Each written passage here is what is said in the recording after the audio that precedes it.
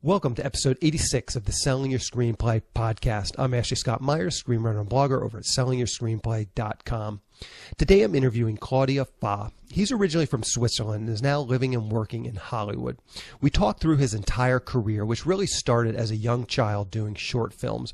And then we dig into his latest film, Northmen, a Viking Saga, which is exactly what it sounds like, a rollicking Viking action-adventure movie. So stay tuned for that. This episode is brought to you by Final Draft. When inspiration strikes, strike back with the Final Draft Writer app for iPad and iPhone. Carry your scripts in your pocket for writing on the go and easily sync back to your desktop using Dropbox integration. Start your writing career with the industry standard Final Draft. Visit finaldraft.com to learn more. If you find this episode valuable, please help me out by giving me a review in iTunes or leaving a comment on YouTube or retweeting the podcast on Twitter or liking it on Facebook. These social media shares really do help spread word about the podcast, so they're very much appreciated. A couple of quick notes. Any websites or links that I mention in the podcast can be found on my blog in the show notes. I also publish a transcript with every episode in case you'd rather read the show or look at something later on. You can find all the podcast show notes at www.sellingyourscreenplay.com/podcast, and then just look for episode number 86. A couple of quick notes. I continually build out the SYS script library. Last week, I added the Way Back, Nightcrawler, Nebraska, Philomena, Imitation Game, Big Eyes, Enough Said, Interstellar, Frozen, Gone Girl to the SYS script library. These were sent in by Sherry Frost, so a big thank you to Sherry for sending these scripts to me. If you have a screenplay that you do not see listed in the script library, please do email it to me. The SYS script library is completely free. We have over 1,000 scripts in there right now. Many hit movies, award winners, and television shows. All the scripts are in PDF format, so you can download and read them on whatever device you use. Just go to sellingyourscreenplay.com/library. In the last week, I've had some questions about the best way to break in as a screenwriter. A month or so ago, I wrote a blog article on this exact topic. What I did was I went back and looked at all the podcast episodes that I have done, and I created a table which shows exactly how each screenwriter broke into the industry. Pretty much every podcast episode, I ask the screenwriter, hey, how did you break in? And they basically will tell me sort of the beginning of their careers. So I just basically put this into a chart that you can then see and quickly sort of figure out what are exactly the best methods for breaking in. So hopefully you can read that and look at it and you can come up with your own marketing plan, something that is suited to your own skills and talents and interests. The URL is a bit unwieldy, but I will link to it in the show notes. So if you want to check that blog post out, please do check out the show notes and just click on over to it. So now let's get into the main segment. Today I'm interviewing Claudio Fa. Here is the interview. Welcome, Claudio, to the Selling Your Screenplay podcast. I really appreciate you coming on with me today. Thank you very much for having me. So to start out, I wonder if you can just tell us a little bit about your background, how you got into the entertainment industry, and eventually worked your way up to directing this latest feature film. Mm-hmm. Well, of course, that's a long story, and I try to keep it short to the point. But I started at, I think, age 12 with my cousin doing short films, and we used our toy figures Playmobil, which we had plenty of, and mostly a Western set. And we had some medieval, even some knights, and of course the usual police set and ambulance and stuff. So we started filming them rather than playing with them with our video camera, and that sort of, it was like turning on a light, and I felt like, oh wait, we can capture child play and reproduce it and show it to my friends and my parents and, kind of involve them that way. And sort of that put me on the path of wanting to do this for the rest of my life. And I think it's not really that dissimilar. I mean, after many short films and some movies later, a movie like Northmen was not dissimilar from some of the fantasies that I had as a little boy of what a movie should be. Yeah, yeah, yeah. So take us through. I noticed on IMDb your first credits are writing and directing some short films. Right. Maybe you can talk about those a little bit, and those as stepping stones, and just kind of what they did for you. Did you send them to festivals? Kind of how you worked into a professional career as a director, because I think that's where a lot of people start is just doing shorts. I assume these Playmobil shorts were probably not entered into film festivals. No, none of them made it, but they were quickly followed up by short films that we abused our friends, and put them in as behind camera and in front of camera as well.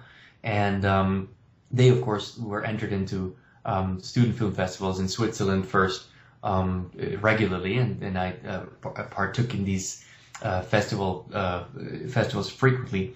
And that sort of, it just one thing led to the next. I mean, the short films got more professional. We started watching movies, reading up on them, and it was sort of a, learning by doing, self-made film school, really. And I can recommend that path to anybody who wants to become a filmmaker, because I don't think you can be taught how to make movies. I think you can just, teach yourself and find out and make a lot of mistakes and attempts and experiments and realize what works and what doesn't work for you and develop your own way of going about. And I think that was the path toward what eventually became professional filmmaking. And I think the attitude that my cousin and I developed back then still very much stands today. And there's some tricks that I learned back then that I very much use on a daily basis. But just the sort of the hunger of experimenting and trying to tell a story and trying to, see whatever movie you like and imitating those, and not to say stealing. That's how it goes. And I think the environment that I grew up in Switzerland, in a small rural town, where I was definitely the only one, or we were the only ones making films. We got a lot of notoriety and attention and help from the community, and that was great. So I imagine it probably would have been harder to grow up in Los Angeles because everybody's making movies. But if you're out there and you don't have access to Hollywood from the get-go, it might be a helpful thing. Yeah, for sure. So I wonder if you can tell us, how many short films were there? I think on IMDb there's 3 or 4. Was there a bunch that didn't get onto your IMDb page? And just how many short films and over how long of a span? I think a lot of people, they expect things to happen quickly. And I think when you talk to real filmmakers, sometimes it takes 10 years of doing these shorts before you actually start to get paid for something. So maybe you can just elaborate on that a little bit. How many shorts were there, and over the course of how many years was this? I really do. I have no idea how many, but there's too many to count. And I also quickly started, making little video projects for, friends who had a company that they wanted to sell, or, anything that I could turn into some audio-visual material I would take on and try to do. And sometimes I got paid a little bit, but mostly the things that excited me most were the fictional stories that we dreamt up and wrote down. And I have no idea how many they were. Some of them, at the beginning, it took us literally a Wednesday afternoon to come up with a story, to film it, to edit it, to put sound on it, and to be done with it, because I had to be home at 7 o'clock for dinner. So we had to be done. That was our deadline. And some of them are funnier now, and others are terrible to look at. It just didn't work out at all. There's a lot of trial and error, and mostly error, that is included in this. So I don't know how many, but I started at the age 12. I think we participated or signed up for a festival a couple years after that with our first movie that we felt, this is great, it's fantastic, it's going to win awards and all. And then it was very regular. I mean, every year we would shoot several short films, all of which would be, or the ones that we felt strongly about, we would send in.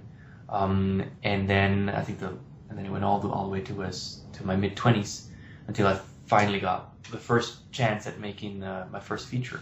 So it was a very gradual process, and in every step of the way, it's rare that somebody tells you, you're going to be the director, and I want you to direct the movie for me. You have to do that on your own. You have to self-assign yourself to be a director, and just kind of trust your instincts and trust your abilities to actually commandeer whatever crew it is, whether it's just a bunch of your friends or whether it's 100 people, a crew of professionals. But it takes a lot of guts at the end of the day to say, I know the way, follow me, and it'll be great. Yeah. Okay, so did you then basically self-fund your first feature? Was that how you made the leap to actually starting to do feature films? What was your first feature film, and how did you get that going? Mm-hmm. Well, first, after finishing studies in German literature in Switzerland, where I didn't want to go to film school because it was not the kind of movies that I wanted to make. I always felt, or put it in my head, I want to be in Hollywood, for better or worse. And then after those studies, I went to UCLA Extension, which is a fabulous little program that allows you to be in something like film school without having to pay these enormous tuitions that end you in great depth at the end. But you can still, as a foreigner, stay in America. You get a student visa. You can stick around. You can study. You can take classes, and you can make connections. And during that time, I was extremely fortunate that based on one of my short films, a Swiss investor called me up and said that he wanted to fund my first feature film, like seed fund my first feature film. It was an unbelievable stroke of luck that he was there, and he called me up and actively reached out to me, and he eventually started a series of meetings with financiers who, after we came up with the concept that he liked and he felt it was good, that way I was able to get with some producers and was able to to finance the first movie, and that was Coronado. It's almost 15 years ago that we put that money together, and a lot of blue-eyed naivete and a lot of luck, led to that movie being greenlit. Yeah. And what was his interest as an investor? What was his interest in financing? He thought it would be cool to finance a movie, or he was hoping it would be a great business decision? What was his interest? I think luckily, and I told him that from the get-go, that the risk of losing the money that he puts into any movie at any time is huge. And he was fully aware of that. Luckily, we've been able to pay him back. Nobody got rich from that first movie. Let's dig into your latest film, A Viking Saga. Maybe to start out, you can give us a quick pitch of the film, just kind of for people that haven't seen it yet or haven't seen the trailer. I always link to the trailer in the show notes, but maybe just pitch it. Tell us roughly what it's about so we can kind of understand what the story is. Well, Northmen, A Viking Saga is an epic adventure movie that concerns itself with a group of Vikings who are stranded in Scotland behind enemy lines after their attempted raid on Lindisfarne goes wrong, and they wash up on shore way further north than they thought, and quickly find out that they're not wanted there. They're they've lost their weapons and pretty much in their ship and everything else, but they have to somehow make their way back into friendly territory, which is further down south, and they do that by running into some characters that both help or hinder them in their plight. And it's a big sort of a journey movie of these Vikings trying to survive against the elements and against some mighty foes. Yeah. Perfect. Yeah, that sums it up very nicely. So maybe you can just kind of tell us, as a director, how did you get involved with this project? How did you find the script, or just how did you ultimately come to direct it? Well, it was another one of those really lucky circumstances. Going back to my first movie, Coronado, I became friends with a Swiss distributor and producer, Ralph Dietrich, who I was in touch with for a number of years then. And at some point, this would be maybe 4 years ago or so, we always met up at an American Film Market. And he asked me, look, I always wanted to do an internationally viable action movie. And I was thinking the Viking genre is something that, is interesting to me. And would you be interested in directing a Viking movie? And I go, well, that's like, you had me at hello, it's like, that's an easy thing to answer. Of course, anything, of course, bring it on. So anyway, it was a natural thing to say yes to. It's really to a large degree credit to Ralph's tenacity and ability to put together financing for such a movie. He started this project. He started developing a story and then a script. And I think it was the second or third draft that he then sent to me, and we kept working on it together with the two writers. I'm still a little bit, awestruck that this movie came about, because it's just really unusual to get such a chance, the director. So it was really a dream come true. Yeah, yeah. So it sounds like he brought you in before he had a script or before he had funding. He just had this sort of vague notion of doing a Viking script. That's well. Okay. Look, he's probably one of the best producers because he's also a buyer. He's a distributor. He's almost like a mini major studio within Switzerland. So he knows what the marketplace holds, what is desired, what people will buy, because he himself is a buyer. So he very much is tuned in and clued in as to what sells. And eventually it comes down to that. You know, you can have the greatest idea, but if nobody buys it, you can't turn it into a movie. So it was really a blessing to have him at the beginning and throughout this movie. Really, he was a great he was a great producer. Yeah, yeah. One of the questions I had, and I haven't seen some of your other films, but you know, one of the things that struck me about this is there's a lot of the action scenes are sword play. It's not gun. It's obviously in the Viking times. Did you have experience directing that kind of action? Was that a worry for you going into this production? Mm-hmm. Being able to direct something like that, that's because it's nothing that we even really have a lot of experience. You don't see it a lot in movies. Certainly nothing that we've ever done in our real life. Well, that's a very good point, because I was indeed a bit frightened of that. I had done lots of action scenes before, mostly gunplay, and gunplay is an ultimately very cinematic and by comparison very easy thing, because you have immediate cause and effect. You know, and you have the assailant and the sender and the receiver, if you will, the guy who shoots and the guy who falls. They're separate. So you can mostly often also shoot them separately, and you have great control over what's going on. And still people understand by the virtue of cutting or sometimes panning, whatever. You can put this together. It's somewhat easy. It's less challenging. And where it gets more tricky is if you have sword fight, it puts your actors close together. And they have to perform it, and you have to either train them to really be able to perform these fights on their own in a safe way, but you want it to be tangible and believable and gritty and real, and that just takes a lot of preparation and a lot of money ultimately, which we didn't have. So going about doing this it was a tricky sort of proposition. And for instance, I reached out to a good friend of mine, John Hyams, who I have the utmost adoration for. He's a phenomenal director, and he certainly knows how to direct action. So I asked him a little bit about how he goes about putting action sequences together, and that, I don't know, it was a good pieces of advice that he gave me on the way before I went to South Africa to shoot the movie. Mm-hmm. And it sounds like, as you mentioned, Ralph is the guy, the producer, and also is a film buyer. So he certainly has keen insight into what people are buying in the marketplace. I get a lot of people coming to me, as I said, it's sellingyourscreenplay.com. A lot of people come to me with screenplays, and they have a Civil War epic, or they have, you know, some sort of a period piece. And I generally will recommend. My general pat answer is these are probably not going to be all that sellable, because they're usually expensive to do with very limited markets. And I'm curious, did you get any sense, like, why did Ralph feel like something like this would actually land in the marketplace? Well, yes, it was very simple. He bought a Viking movie a few years back that he didn't really care for that much, but he realized that it sold massively well. Huh. And that told him that there's probably an even better place for a Viking movie that's halfway decent even, or that's good. It's just like a subgenre within period pieces. The label Viking is something that interests people. There's the whole, at the beginning, the other thing we always thought this probably is tailored toward the like a heavy metal clientele and heavy metal fans, because there's the specific branch of heavy metal which is Viking metal, of whom we probably have the flagship in the movie with Johan Hegg and Amon Amarth.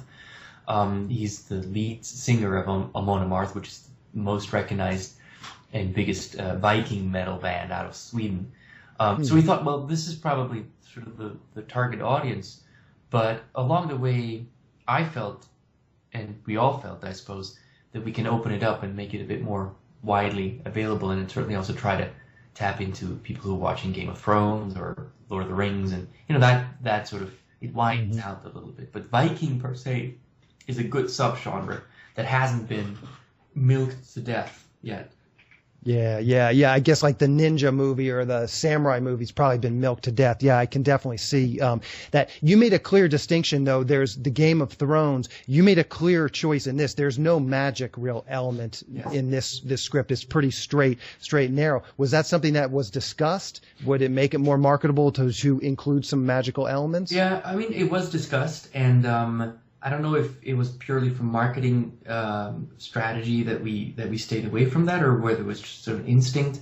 What I felt, where I certainly welcomed the desire to not have any dragons and whatnot in there, was from a practical standpoint also. I felt this movie's, to me, it was closer to a spaghetti western. I think it was always meant to be a grounded, realistic looking or real, more kind of playing in a real world, let's put it that way.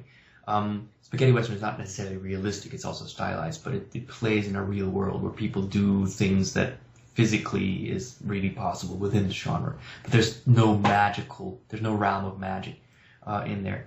And I felt that was appropriate because I didn't want to make this a blue screen movie. I didn't want to, rely on CG and visual effects, because that's where you're really up against bigger budgeted movies, and I think people are very savvy about seeing where visual effects just fall short. And I decided to really go for, far off locations and go there and put our actors there and put them through it, rather than have them react to a dragon that hopefully will look acceptable later on in post, and then doesn't, and then everybody looks like idiots. Yeah. So, okay, interesting. So you mentioned just briefly, just a moment ago, that you met someone at AFM and you attend to AFM. I had a screenwriter on here that he had actually made a lot of contacts at AFM, basically just barreling in. He bought whatever the pass was, started barreling into production companies and just networking there. I wonder if you can talk about what do you do at AFM, and maybe give us some sort of tips and the lay of the land there for writers. Yeah, well, what I do at AFM is I try to stay away. Really, because I find it a very tricky thing to navigate. It's often completely overwhelming with companies and movies and projects that you have. There's so many of them, and it makes you. It's usually a little bit disheartening because it's just such a huge market. But I find that obviously a lot of business is always made at these markets. And I think most important is to team up with a good and solid and reliable foreign sales company who that's their daily business, right, and daily bread, to sell movies at these markets. But just all by myself, I get completely lost when I just go there, and I would never go there on spec and just try to. And also at AFM, everybody has their agendas running around crazy, and I'm not sure that's the right moment to sell a pitch to anybody. Yeah. But before that, in between markets, going to foreign sales companies with spec scripts, even, I think that's the time. And then hoping that somebody will bite and try to set something up to read these markets. Yeah. So you have a specific company you're kind of attached to, and you hang out in their booth and just try and meet people that way? No, not even. I think it's always project related. The projects come together, and then a foreign sales company gets attached. And then they go about and sell the movie. And sometimes I would be asked to come in and meet with buyers and talk to them about the movie, or show them a teaser trailer or mock-ups or production paintings or something like that.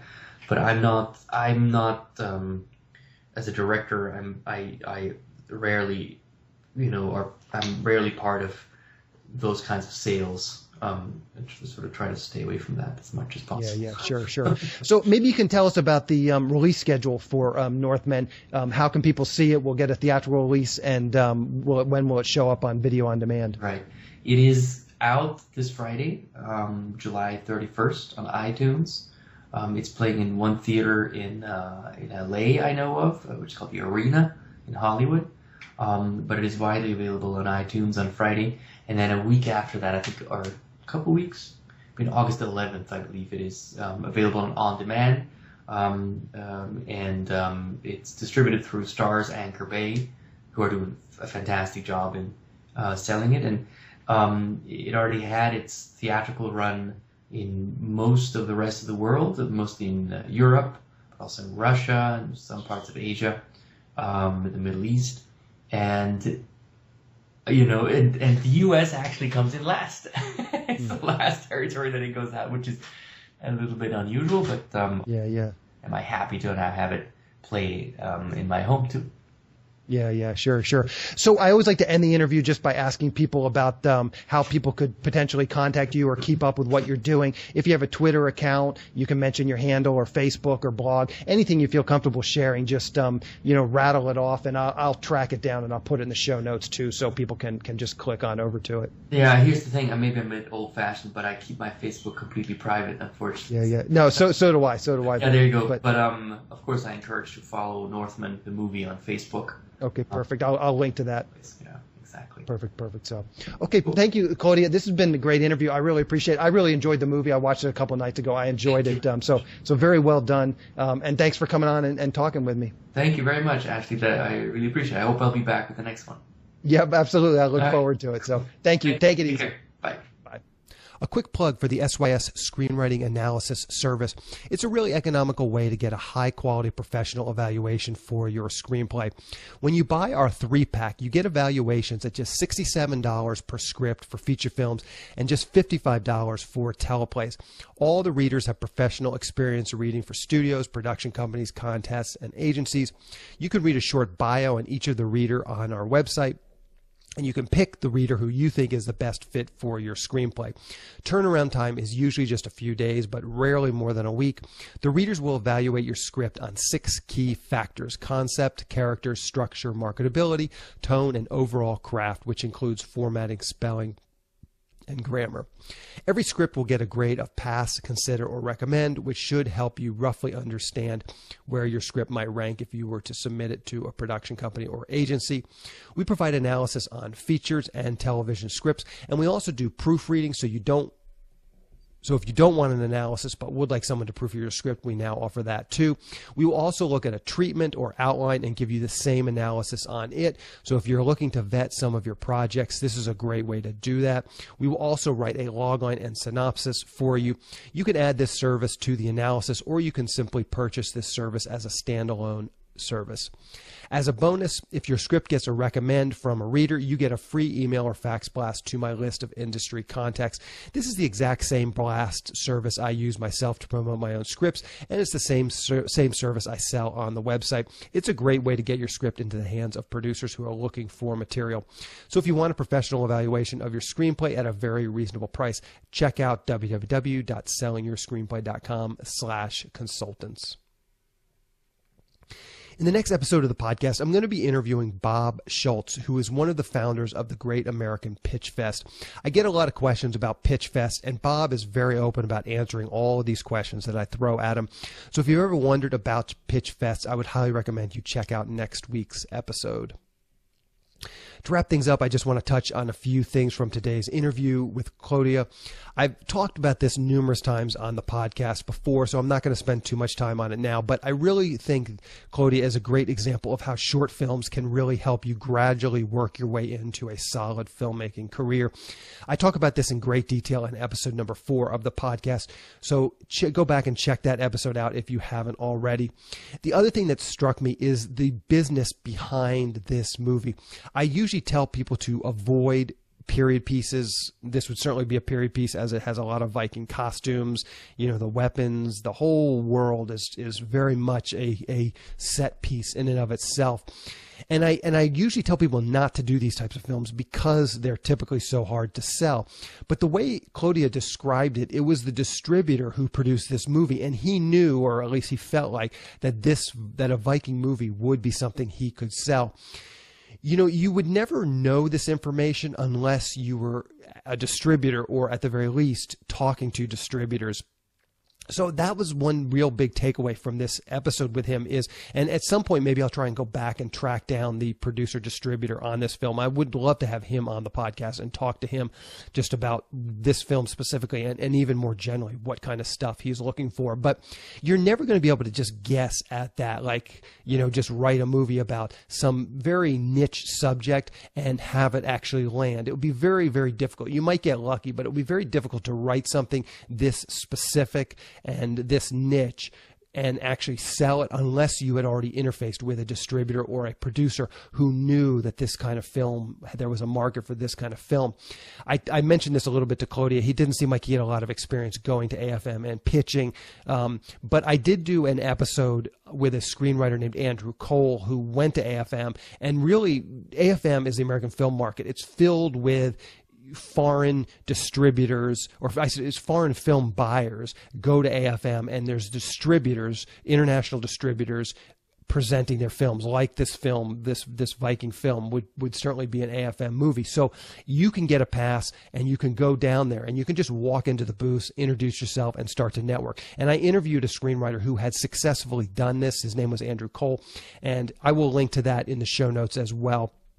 It was episode number 21. So you can go to sellingyourscreenplay.com/podcast, look for episode number 21, but I'll link to it in the show notes. But Andrew goes through his whole sort of process of buying the ticket. I think this was maybe a couple of years ago now, but I think it was $300 or $400. You can buy like a weekend pass, and then you can get into everything. And as I said, you can go into these booths and you can start to talk to people. And Andrew goes into some real detail about what he said, how he pitched it, and the results he had. He's very open too about the results he had. And this would be a great way to, gain some very valuable insight into what distributors are specifically looking for. Just going to AFM, looking at the posters, and just kind of being in the scene, I think will give you some idea about that if you've never done it. If you go to something like AFM, I think you're going to be amazed. If you've never been to AFM and you go, what's going to really strike you is you're going to see a ton of movie posters for sort of low budget action thriller movies, and there are going to be a lot of action, a lot of thrillers, maybe some horror, but there's going to be tons of these action thriller movies,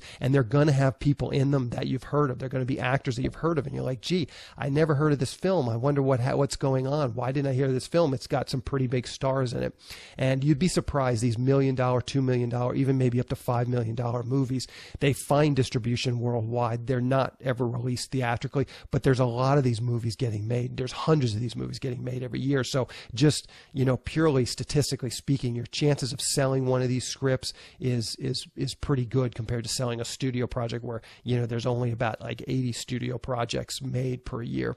So you have a good chance of selling these movies, but you have to understand the markets they're looking for. They're not looking for, dramas. They're not looking for Academy Award type dramatic pieces. They're really looking for these genre pieces, action thrillers, maybe a little bit of horror, not a lot of comedy, not a lot of dramas. They're things that can play internationally, play worldwide. Comedies, not so much. The comedy doesn't necessarily translate. So anyways, I would highly recommend checking out episode number 21, as I said, with Andrew Cole. But I think go back and listen to this what Claudio is saying about this Viking movie is that his distributor / producer really had a good grasp on this market and that this movie would actually sell. So that's sort of the genesis of this project. And that's the smart way to write scripts. Have a market in mind, because if you're just writing blindly, you're going to spend a lot of time writing on projects that have no chance of actually making it into production. And you just won't know these things unless you're actually interfacing with distributors and producers.